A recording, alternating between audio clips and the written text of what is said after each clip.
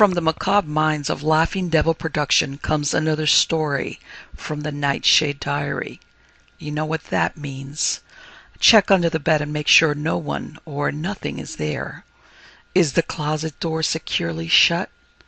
Then leave your disbelief behind, amp up your imagination, and hang on tight for another ride into terror and mystery.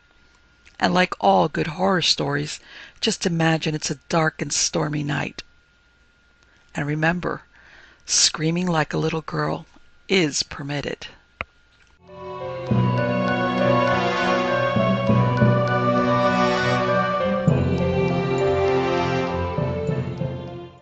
Something in Wood by August Derleth. It is fortunate that the limitations of the human mind do not often permit viewing in proper perspective all the facts and events upon which it touches. I have thought this many times, particularly in regard to the curious circumstances surrounding the disappearance of Jason Wecter, music and art critic of the Boston Dial, which took place a year ago, and about which many theories were advanced, ranging from a suspicion of murder by some disappointed artist, smarting under Wecter's biting invective, to the belief that Wecter simply took off for parts unknown, without word to anyone, and for a reason known only to himself. This latter belief comes closer to actuality, perhaps, than is commonly supposed, though its acceptance is a matter of terminology, and involves the question of whether or not Wecter's absence was voluntary or involuntary. There is, however, one explanation which offers itself to those who are imaginative enough to grasp it, and the certain circumstances surrounding the event lead, indeed, to no other conclusion. In these circumstances I had a part, not a small one by any means, though it was not recognized as such even by me until after the fact of Jason Wecter's vanishing. These events began with the expression of a wish, than which nothing could be more prosaic. Wecter, who lived alone in an old house in King's Lane, Cambridge, well away from the beaten thoroughfare, was a collector of primitive artwork, preferably in wood or stone. He had such things as the strange religious carvings of the penitentes, the bas-reliefs of the Mayas, the outre sculptures of Clark Ashton Smith, the wooden fetish figures, and the carvings of gods and goddesses out of the South Sea Islands, and many others, and he had wished for something in wood that might be different, though the pieces by Smith seemed to me to offer as much variety as anyone could wish. But Smiths were not in wood. Wecter wanted something in wood to balance his collection, and admittedly he had nothing in wood save some few masks from Panap, which came close to the strange and wonderful imagery of the Smith sculptures. I suppose that more than one of his friends was looking for something in wood for Jason Wecter, but it fell to my lot to find it one day in an out-of-the-way second-hand shop in Portland, where I had gone for a holiday. A strange piece indeed, but exquisitely done. A kind of bas-relief of an octopoid creature, rising out of a broken monolithic structure in a sub-aqueous setting. The price of $4 was extremely reasonable. The fact that I could not interpret the carving was, if anything, all the more likely to add to its value in Wecter's eyes. I have described the creature as octopoid, but it was not an octopus. What it was I did not know. Its appearance suggested a body much longer than and different from that of an octopus, and its tentacular appendages issued not only from its face, as if from the place where a nose ought to be, much as in the Smith sculpture Elder God, but also from its sides and from the central part of its body. The two appendages issuing from its face were clearly prehensile, and were carved in an attitude of flaring outward, as if about to grasp, or grasping something. Immediately above these two tentacles were deep-set eyes, carved with uncanny skill, so that the impression was one of vast and disturbing evil. At its base there was carved a line in no known language. of the nature of the wood in which it was carved. A dark brown, almost black wood, with a hitherto unfamiliar grain of many whorls. I knew nothing save that it was unusually heavy for wood. Though it was larger than I had in mind to get for Jason Wecter, I knew he would like it. Where had it come from? I asked the phlegmatic little man behind the cluttered desk. He raised his spectacles to his forehead and said that he could tell me no more than that it had come out of the Atlantic. Maybe washed off some vessel, he hazarded. It had been brought in with other things but a week or two ago by an old fellow who habitually scavenged along the coast for such pieces among the debris washed up by the sea. I asked what it might represent, but of this the proprietor knew even less than of its source. Jason was therefore free to invent any legend he chose to account for it. He was delighted with the piece, and especially because he discovered immediately certain startling similarities between it and the stone sculptures by Smith. As an authority on primitive art, he pointed out another factor which made it clear that the proprietor of the shop from which I had obtained it had practically given it to me at $4.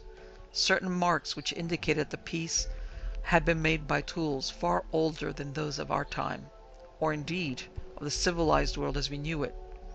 These details were but of passing interest to me, of course, since I did not share Wecter's liking for primitives, but I confessed to feeling an unaccountable revulsion at Wecter's juxtaposition of this octopoid carving with Smith's work, arising out of unvoiced questions which troubled me. If indeed this thing were centuries old, as Wecter inferred, and represented no known kind of carving previously recognized, how came it that the modern sculptures of Clark Ashton Smith bore such resemblance to it? And was it not more than a coincidence that Smith's figures created out of the stuff of his weird fiction and poetry should parallel the art of someone removed many hundreds of years in time and leagues in space from him? But these questions were not asked. Perhaps if they had been, subsequent events might have been altered. Wecter's enthusiasm and delight were accepted as tributes to my judgment, and the carving placed on his wide mantel with the best of his wooden pieces. There I was content to leave it, and to forget it.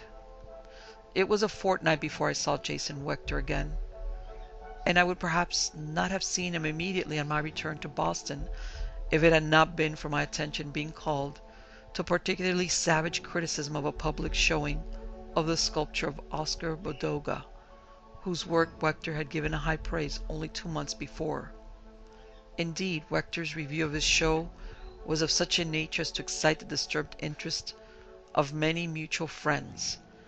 It indicated a new approach to sculpture on Wecter's part, and promised many surprises to those who regularly followed his criticisms.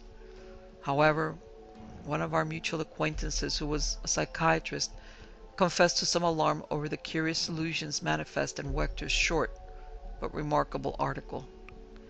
I read it with mounting surprise, and immediately observed certain distinct departures from Wecter's customary manner.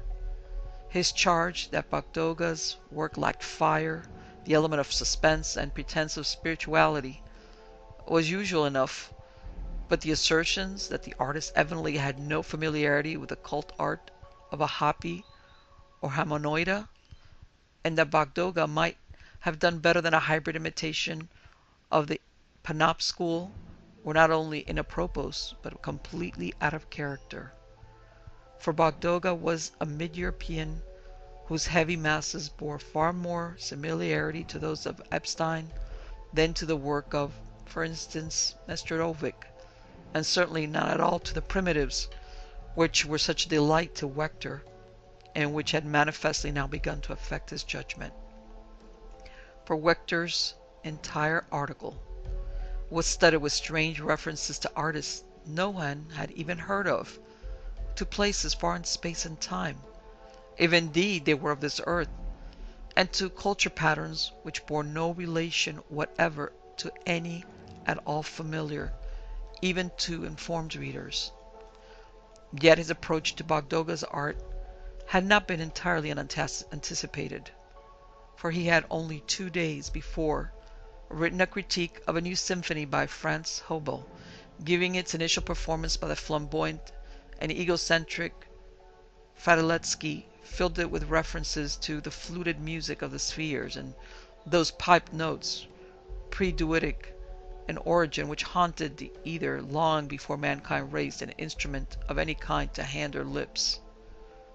At the same time, he had hailed the playing, on the same program, of Harris's Symphony No. 3, which he had publicly detested previously, as a brilliant example of a return to that pre-primitive music which haunts the ancestral consciousness of mankind, the music of the great old ones, emerging despite the overlayer Fadiletsky, and then Fadiletsky, having no creative music in him, must of necessity impose upon every work under his baton enough Fadiletsky to gratify his ego, no matter how much it may slander the composer.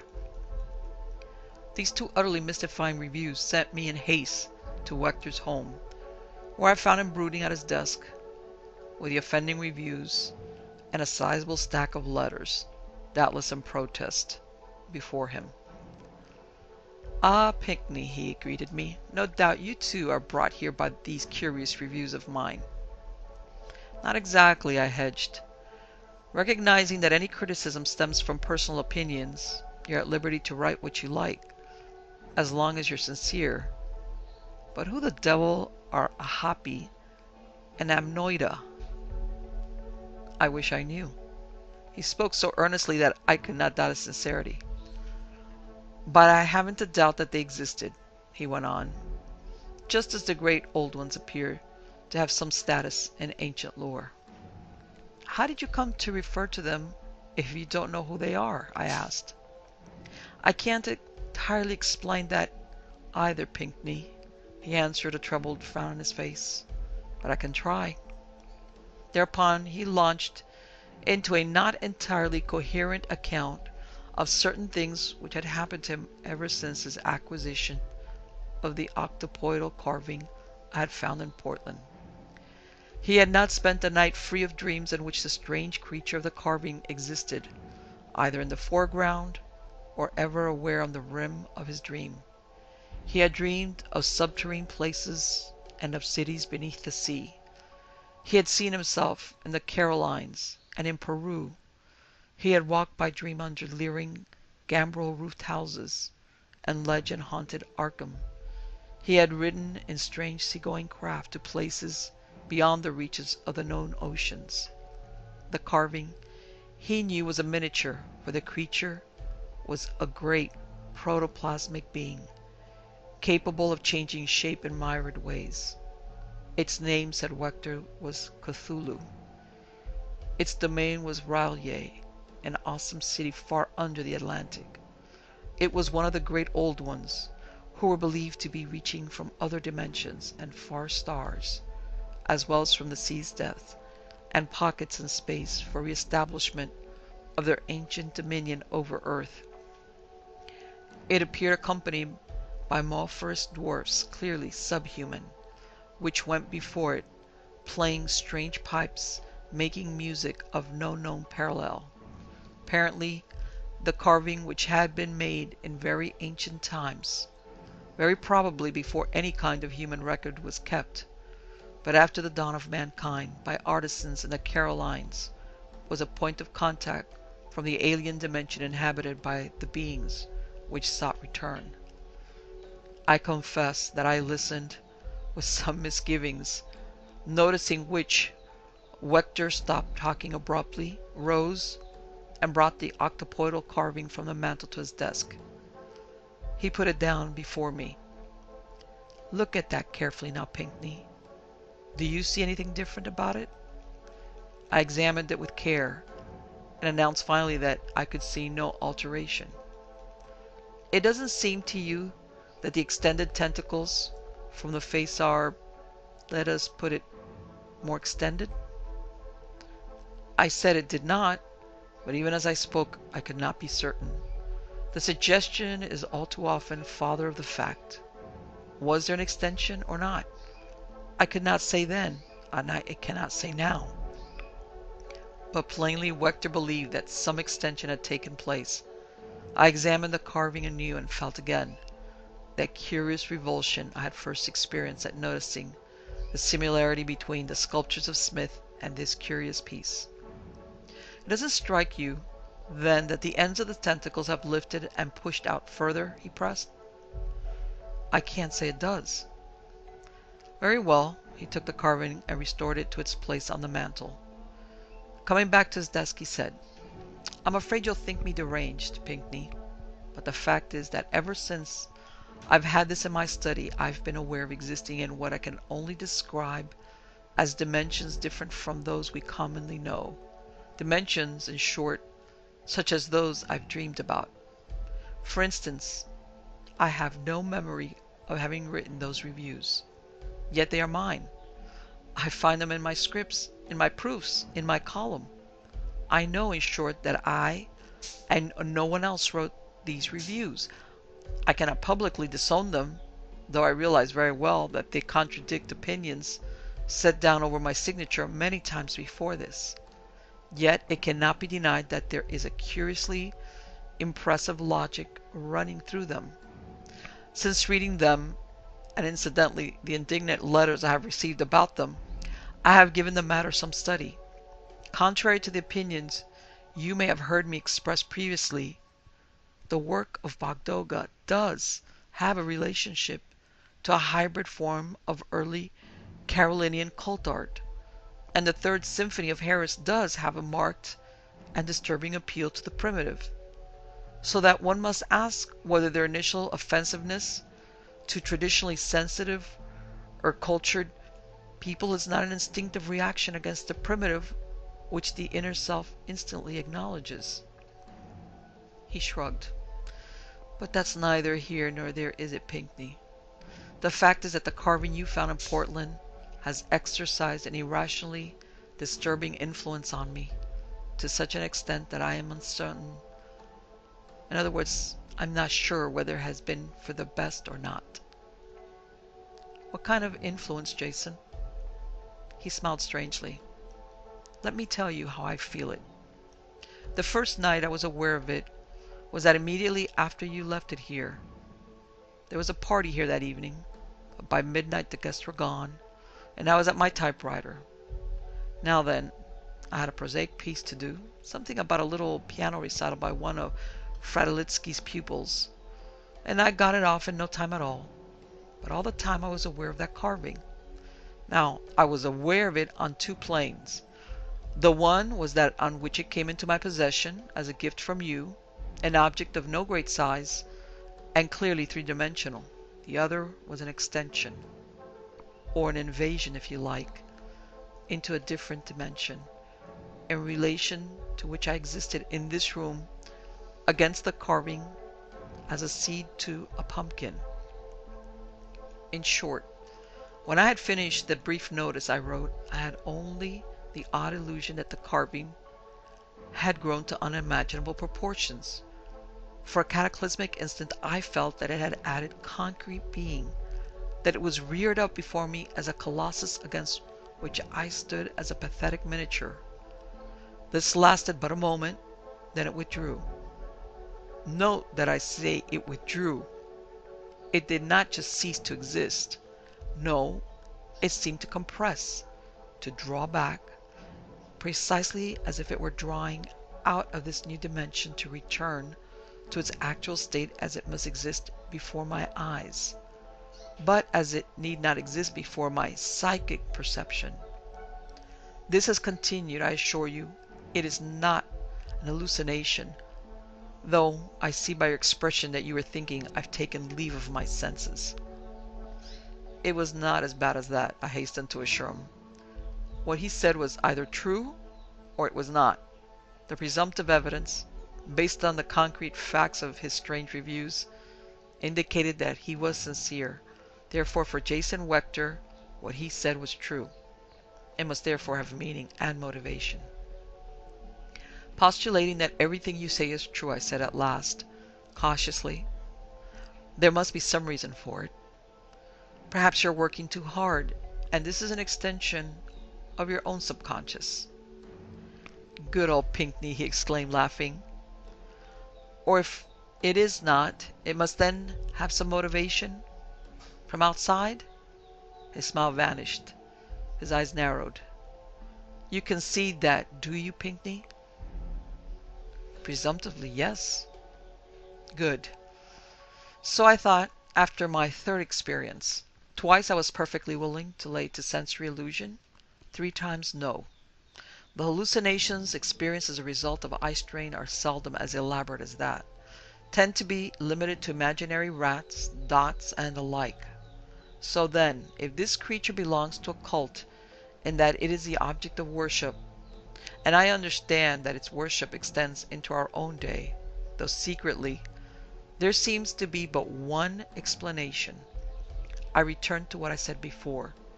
That carving is a focal point of contact from another dimension in time or space. Granting that, then plainly the creature is attempting to reach through to me. How? I asked bluntly. I am not a mathematician, not a scientist. I'm only a music and art critic. That conclusion represents the outside limits of my extracultural knowledge. The hallucination had appeared to persist. Moreover, it had an existence in his sleeping hours on yet another plane, in that, during sleep, Wecter accompanied the creature of the carving without difficulty into other dimensions, outside our own space and time. Consistent illusions are not rarities in medical case histories, nor are those which develop progressively.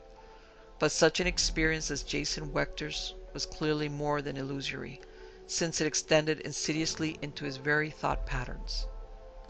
I mused on this for a long time that night, turning over and over in my mind everything he had told me about the elder gods, the great old ones, the mythological entities and their worshippers, into the culture pattern of which Wecter's interest had penetrated with such disturbing results for him.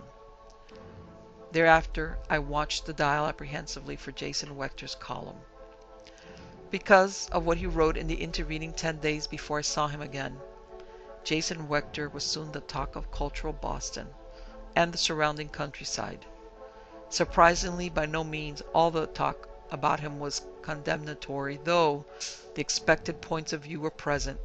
That is, those who had supported him previously were outraged and now condemned him. Those who had previously scorned him now supported him. But his judgments of concerts and art shows, though completely awry to my eyes, were no less razor sharp. All his customary incisiveness and invective were present. His keenness of perception seemed not altered save in that he perceived things now, as it were, from a different perspective, a perspective radically altered from his past point of view. His opinions were startling and often outrageous. The magnificent and aging prima donna, Madame Bertha de Coyet, was a towering monument to bourgeois taste which, unfortunately, is not buried under it. Cordon de Nivelle, the rage of New York, was at best an amusing impostor, whose surrealistic sacrileges are displayed in Fifth Avenue shop windows by shopkeepers whose knowledge of art is somewhat less than an amount necessary to be seen under a microscope, though in his sense of color he is 10th best. Vermeer, even though he never challenges even the least of a Hoppe. The paintings of the insane artist Villain excited his extravagant admiration. Here is evidence that someone who can hold a brush and who knows color when he sees it can see more in the world around him than most of the benighted who look upon his canvases. Here is genuine perception, uninhibited by any terrestrial dimensions, unhampered by any mass of human tradition, sentimental or otherwise. The appeal is to a plane which stems from the primitive, yet rises above it. The background is in events of the past and present, which exist in contemporaneous folds of space, and are visible only to those gifted with extrasensory perception, which is perhaps a property of certain people adjudged insane. Of a concert a Fedaletsky of the conductor's current favorite, the Russian symphonist Blatanovich, he wrote so scathingly that Fedaletsky publicly threatened suit. Blatanovich's music is an expression of that dreadful culture which supposes that every man is a precise political equal of every other, save those who are at the top, who are, to quote Orwell, more equal. It need not be played at all, and should not be, if it were not for Fedaletsky, who is distinguished indeed among conductors, for in the entire world he is the only one who learns progressively less with each concert he conducts. It was not to be wondered at that Jason Wecter's name was on every tongue. He was inveighed against. The Dial could not begin to publish the letters received. He was praised, complimented, damned, cast out from social circles to which he had hitherto always had invitations, but above all he was talked about. And whether on one day he was called a communist and on the other a die-hard reactionary seemed to make no difference to him, for he was seldom seen anywhere but at the concerts he had to attend, and there he spoke to no one. Yet he was seen at one other place, at the Widener, and later it was reported that he had twice been seen in the rare book collection of Miskatonic University at Arkham. Such was the situation when on the night of August 12th, 2 days before his disappearance, Jason Wecter came to my apartment in a state which I should have judged at best to have been one of temporary derangement. His look was wild, and his talk even more so. The hour was close to midnight, but the night was warm. There had been a concert, and he had heard half of it, after which he had gone home to study in certain books he had managed to take from the Widener. From there he had come by taxi to my apartment, bursting in on me as I was getting ready for bed. "Pinckney! Thank heaven you're here. I telephoned but couldn't get an answer." "I just came in." "Take it easy, Jason. There's a scotch and soda over on the table. Help yourself." He bolted a glass with far more scotch than soda in it. He was shaking, not just in his hands, and his eyes were feverish. I crossed and put a hand to his forehead, but he brushed it brusquely away. No, I'm not sick. You remember that conversation we had about the carving?" "Quite clearly." "Well, it's true, Pinckney. It's all true. I could tell you things about what happened at Innsmouth when the government took over that time in 1928, and all those explosions took place out at Devil Reef. About what happened in Limehouse, London, back in 1911. About the disappearance of Professor Shrewsbury over in Arkham not so very many years ago. There are still pockets of secret worship right here in Massachusetts. I know. And they are all over the world." "Dream or reality?" I asked sharply. "Oh, this is reality. I wish it were not. But I have had dreams. Oh, what dreams! I tell you, Pinckney, they are enough to drive a man mad with ecstasy to wake to this mundane world and to know that such outer worlds exist. Oh, those gigantic buildings, those colossi towering there into those alien skies. And great Cthulhu. Oh, the wonder and beauty of it. Oh, the terror and evil. Oh, the inevitability." I went over and shook him hard. He took a deep breath and sat for a moment with his eyes closed. Then he said, "You don't believe me, do you, Pinckney?" "I'm listening. Belief isn't important, is it?" "I want you to do something for me." "What is it?" "If something happens to me, get hold of that carving. You know the one. And take it out somewhere. Weigh it and drop it into the sea. Preferably, if you can make it, off Innsmouth." "Look, Jason, has someone threatened you?" No. Will you promise?" "Of course. No matter what you may hear or see or think you hear or see." "If you wish?" "Yes, send it back. It must go back." "But tell me, Jason, I know you've been pretty cutting in your notices during the past week or so. If anyone's taken it into his head to get back at you—" "Don't be ridiculous, Pinckney. It's nothing like that. I told you. You wouldn't believe me. It's the carving. It's reaching further and further into this dimension. Can't you understand, Pinckney? It's begun to materialize. 2 nights ago was the first time I felt its tentacle. I withheld comment and waited. I tell you, I woke up from sleep and felt its cold, wet tentacle pulling away the bedclothes. I felt it against my body. I sleep, you know, without any covering but the bedding.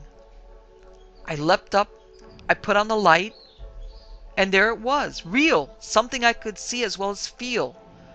Withdrawing now, diminishing in size, dissolving, fading, and then it was gone, back into its own dimension. In addition to that, for the past week or so, I've been able to hear things from that dimension, that fluted music, for instance, and a weird whistling sound. At that moment, I was convinced that my friend's mind had cracked. If the carving has that effect on you, why don't you destroy it? I asked. He shook his head. Never. That's my only contact with the outside, and I assure you, Pinckney, it's not all dark over there. Evil exists on many planes, you know. If you believe, aren't you afraid, Jason? He leaned towards me, with his glittering eyes fixed on mine. Yes, he breathed. Yes, I'm horribly afraid, but I'm fascinated too. Can you understand? I've heard music from outside. I've seen things over there. Beside them, everything in this world of ours palls and fades. Yes, I'm horribly afraid, Pinckney, but I will not willingly allow my fear to stand between us. Between you and who else? Cthulhu, he whispered. At this moment he raised his head, his eyes far off. Listen, he said softly. Do you hear it, Pinckney? The music. Oh, that wonderful music. Oh, great Cthulhu. And he rose and ran from my apartment, an expression of almost beatific bliss on his aesthetic features. That was my last sight of Jason Wecter. Or was it? Jason Wecter disappeared on the second day thereafter, or during the night of that day. He was seen by others, though not to talk to, since his visit to my apartment, but he was not seen later than the following night, when a neighbor coming in late saw him by the light of his study window, apparently working at his typewriter, though there was no trace of any manuscript to be found, nor had anything been mailed to the Dow for publication in his column in that paper.